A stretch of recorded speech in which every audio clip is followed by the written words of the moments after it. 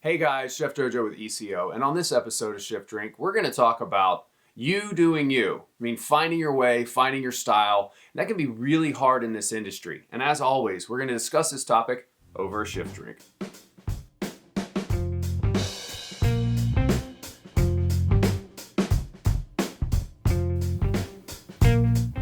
Oh, as usual, tasty. Today's Chef Drink is it's a Waves West Coast IPA by Almanac Beer Company.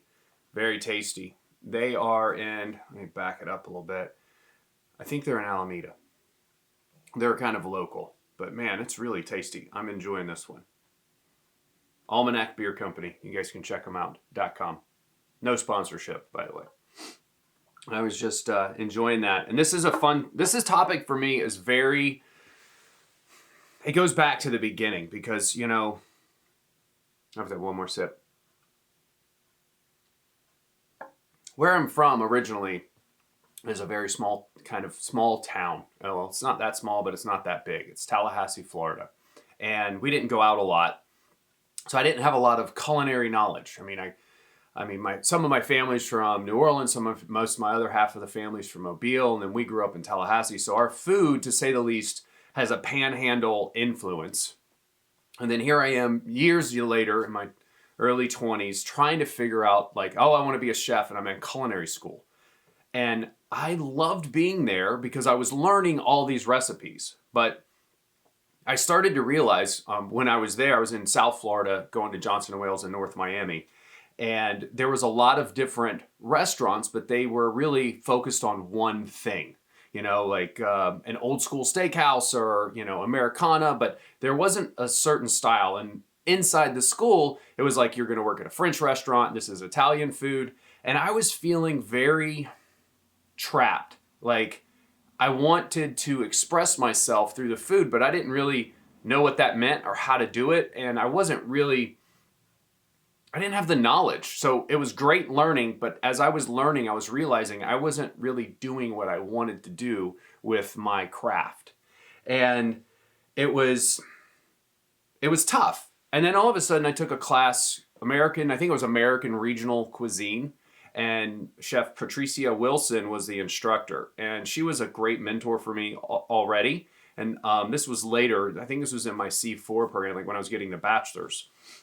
And she brought in the French Laundry Cookbook. And I know that this sounds silly, but I have to share this. That's kind of why it's on the thumbnail. That picture right there of the pineapple chop is what completely blew my mind. Now that sounds really silly that you cut a pineapple to make it look like a lamb chop and that would be a moment for you, but it was for me. I remember flipping the pages of this book and going, this is it. This is what I want to do for the rest of my life. And I wanted to be able to do things in this fashion. I still think about this stupid pineapple chop. It's one of the most influential moments in my career, or my crusade, or whatever you want to call my journey. I realized that there's people out there doing things that really spoke to me. And I was like, I can do whatever I want if I learn how to apply all this stuff. And, I know it changed my life, and all it was a picture of a pineapple chop like a lamb, cut up like a lamb chop. And not a lot of people, you guys will probably be like, really? That's what was your aha moment, is a picture of a pineapple? I think it was a culmination of a lot of things. That group of students that we had in that class those guys really looked out for you and also pushed you, and everybody was trying to find their way. We had amazing teachers, and I was working at some phenomenal restaurants, and I just was like, it was just that moment where everything just kind of dominoed and fell into place. And I reference it when I talk to students. I mention the picture, but I don't think it really resonates with them because nowadays there's so many different influences. Back then it was like, if you wanted to be an executive chef, you went and worked at a hotel. Or if you were going to run a restaurant, you picked your style and you went and worked at that restaurant. And that restaurant really didn't change. Chefs were just coming onto the scene as being rock stars. And this told me what kind of sheet music I could write. And this gave me the freedom to just let go. It allowed me to realize I could be that jazz musician when it came to cooking. And I'm not a really good musician. Hell, I can play the harmonica a little bit, but that's why I love jazz so much, is because I felt like it was doing things no one had ever done before. And I wanted to do that with my craft. And Thomas Keller led to El Bulli, and then, El Bulli led to just more and more exploration of what is possible. Learning how to make coq au vin wasn't what I set out to do. Learning how to change the world of cuisine was what I wanted to do.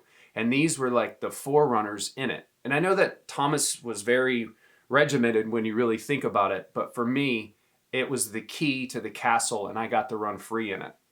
And I'll never forget that. It was in a particular lab, and she had few cookbooks, but that's the one that just did it for me. Now, what does that mean?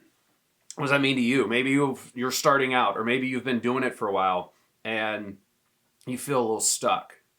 I felt stuck in that situation, and I thought it would be kind of a good idea to discuss how I got out. And I didn't know I was getting out of that stuck situation, because you can rarely connect the dots moving forward. But when you look back, you can see the dots being connected. And man, have you asked yourself, are you doing what you like with your craft? How did you find that aha moment? Well, are you reading? Are you looking for things? And nowadays, I feel like it's so much easier. It's so much easier to find inspiration in others because there's so many outlets. I think you should take the time and figure out if you are doing exactly what you set out to do to express yourself in your craft. And then you have to find a balance. The balance is tough because doing what you love and doing it the way you want to might not always be financially responsible. Like, hell, if I got paid a gazillion dollars to be a line cook, I'd still be a line cook. That was so much fun. But it doesn't work that way. I just want you to start looking for your pineapple chop. And, maybe that's watching Netflix and going through all the chef tables and listening to these chefs. I mean, if I would have had that when I was coming up, I think my track would be completely different. I often reference buying El Bulli's cookbook in Spanish, then translating it and getting people to translate it for me, and then using a book. And back then I could actually speak some Spanish just so I could figure out how they were making it. But it took me 3 months to get the book because we had to order it from overseas or something. It was hard. It wasn't like I could hit Amazon.com and it'd be at my house in a few minutes. There's YouTube and there's magazines. And you know what's funny? And I say this with 100% transparency. I've owned like this Thomas Keller cookbook probably 3 or 4 times, and people have taken it. The French Laundry Cookbook was a monumental book for me, and I've bought it at different times through creating libraries for our chefs, and it disappears. People take it. And I didn't have the money back then to buy cookbooks. Back then it was a $50 cookbook. I think I bought both of this set for 50 or 60 bucks. That means you have to work what? Back then I had to work 5 hours, 6 hours, almost a full half day to buy a cookbook so I could better myself. And it's not like the libraries were stocking these. I think that's a lot more accessible. And it's removing the excuses, but it's also creating an environment where there's a lot of noise. And, oh, this person's doing that, and this person's doing this. Well, what do I want to do? How am I going to be different? Take the time, look for your pineapple chop. And then when you find that aha moment and you realize what you want to do, then you do you and don't apologize for it. If you want to make this type of cuisine or this type of food, and that's how that speaks to you, then do it, and don't allow the haters or the naysayers or anybody change your mind in that. And find your balance in doing it, which is what is responsible for whatever situation you might have and to what speaks to you in the heart. And it's very easy to forget about that in our business because it's about the day, it's about the moment, it's about paying the bills. And I know this is very, I've got everything taken care of. I don't. I still struggle to this day making sure that I'm happy with what I'm doing with my craft. It's a constant, I wouldn't say battle, but discipline to make sure that you're doing what's right that makes you feel good when you go to work. And make sure that the environment that you're working in speaks to that. I was recently talking with some people talking about the people that you associate with are the people you become.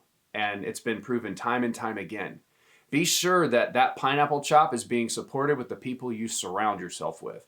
Because sometimes it's hard for you to see the forest through the trees when no one wants to see the same pineapple chop you have. I know I'm a little bit all over the place, but it was such a big moment for me, and I want everybody to find that moment where you can define your style, your ambition, and what your goals are, or where the trajectory, or where you want to go in this industry. Man, I'll never forget that day. I hope sharing this moment with you allows you to go, oh, I have one. I'd love to hear it. I'd love to hear about that moment where you realized exactly what you want to do. Not just become a chef or work in the restaurant business or be the best bartender, or you just like the way you feel when you walk into your restaurant. I want to know that moment where you said, this is who I am and this is how I found it. I think if you can hone in on that, it'll allow you to reset sometimes and walk forwards. Sometimes you got to take a step back to take several steps forward. I once heard Bert Kreischer say, sometimes you got to step back and write a knock-knock joke. And that way your stand-up's a little bit better. Bert Kreischer's a stand-up comedian. And it made me think, wow, maybe some days I need to walk in and work the grill or set up a station so I can remember what it was like, and it'll help me be a better leader. All of this stuff started with a picture of a pineapple.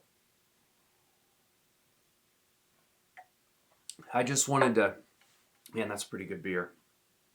I want to hear from you guys. What's your pineapple? What do you think of this? And don't let the haters break you. You do you. And as always, you can follow us on Instagram, Facebook, Snapchat. You can hit the bell below and subscribe if you like this video. And until next time, I'm Chef Jojo, and cheers.